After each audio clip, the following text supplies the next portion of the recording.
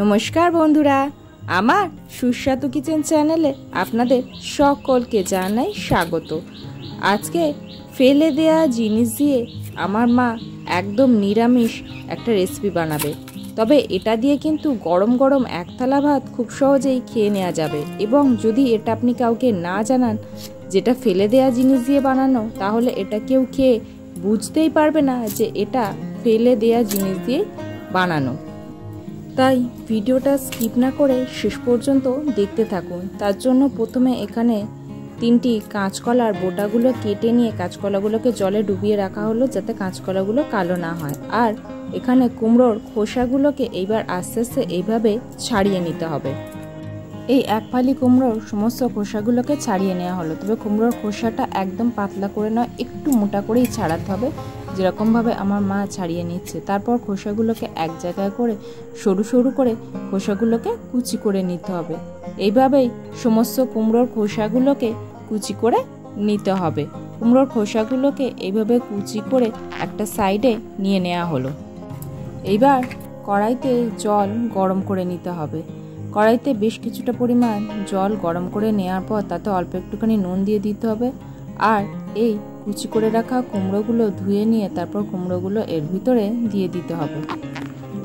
তারপর কুমড়োর খোসাগুলোকে এইভাবে একটুখানি ঢাকা দিয়ে রেখে ভাপিয়ে নিতে হবে। কুমড়ো কিন্তু খুব কম সময় ভাপানো হয়ে যায়। তারপর খুন্তির সাহায্যে একটাকে কেটে দেখতে হবে এটা কতটা নরম হয়েছে। এইবার কুমড়োর খোসাগুলোকে আস্তে আস্তে জল থেকে তুলে একটা সাইডে রেখে দিতে হবে। তারপর আবারও কড়াইতে কিছুটা জল ভালো করে ফুটিয়ে নিয়ে তার ভিতরে এই 3টি কলা দিয়ে দিতে হবে। দিয়ে অল্প একটুখানি নুন দিয়ে এটাকেও ভাপিয়ে নিতে হবে। কলাটা ভাপাতে কিন্তু একটু সময় লাগবে। এটাকে বেশ কয়েক মিনিট ধরে ঢাকা দিয়ে রেখে ভাপিয়ে নিতে হবে। এবার এটাকে বেশ 10 মিনিটের পর ঢাকনা খোলা হলো। ছুরির সাহায্যে এইভাবে কলার ভিতরে ঢুকিয়ে দেখতে হবে এটা নরম হয়েছে কিনা। দেখুন কলাটা সম্পূর্ণ নরম হয়ে গেছে। এইভাবে সমস্ত কলাগুলো দেখার পর এইবার এগুলোকে একটা বাটিতে তুলে ঠান্ডা করে নিতে হবে। এইবার কলার খোসাগুলোকে আস্তে আস্তে ছাড়িয়ে নিতে হবে। কলাগুলোকে ঠান্ডা করে নিয়ে তারপর কিন্তু ছাড়াতে হবে, না হলে কিন্তু হাতে বেশ গরম লাগবে। আর এই যে ভিতরের কাঁচকলাগুলোকে কিন্তু দিয়ে আগের দিনে বানিয়েছি কাঁচকলার মালাই কোপ্তা। আর আজকে শুধু এই খোসাগুলো নেব। আগের দিন বলেছিলাম এই খোসাগুলো ফেলে না দিয়ে একটা রেসিপি বানাবো। এইভাবেই সমস্ত কাঁচকলার খোসাগুলোকে ছাড়িয়ে নিতে হবে। তারপর কাঁচকলার খোসাগুলো ছাড়ানো হয়ে গেলে খোসাগুলোকে বটিতে ছোট ছোট টুকরো করে কুচি করে নিতে হবে।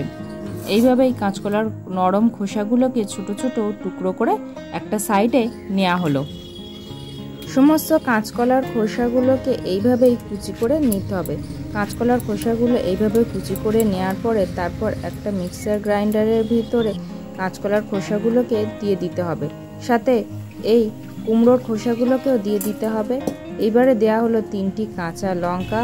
তার সাথে দিয়ে দেওয়া হলো এখানে 1 টেবিল স্পুন সাদা সর্ষে, 1 টেবিল স্পুন কালো জিরা এবং সেই সাথে অল্প একটুখানি জল দিয়ে তারপর এটাকে একটা স্মুথ পেস্ট বানিয়ে নিতে হবে।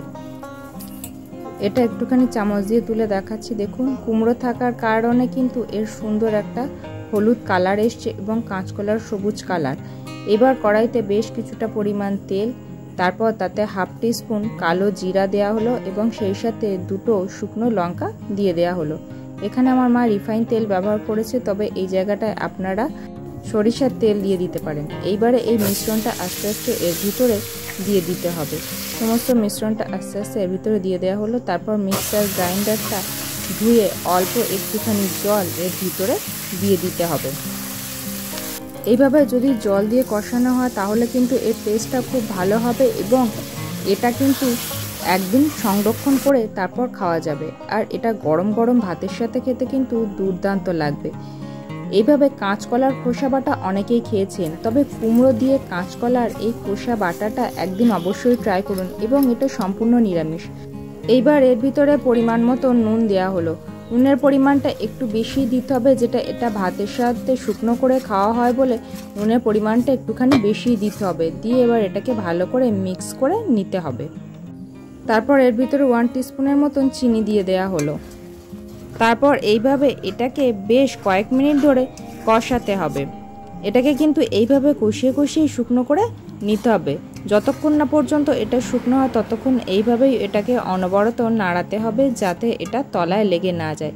এবার দেখুন এটা একদম শুকনো হয়ে গেছে এবং কড়াইয়ের গা থেকে সম্পূর্ণরূপে উঠে আসছে। এটা কিন্তু আর কড়াইয়ের গায়ে লেগে যাচ্ছে না। যতই নাড়ান না কেন এটা আর কড়াইয়ের গায়ে লেগে যাবে না। যখন এইরকম শুকনো হয়ে আসবে তখন এটাকে তুলে একটা প্লেটে আমি সার্ভ করে দেখাচ্ছি।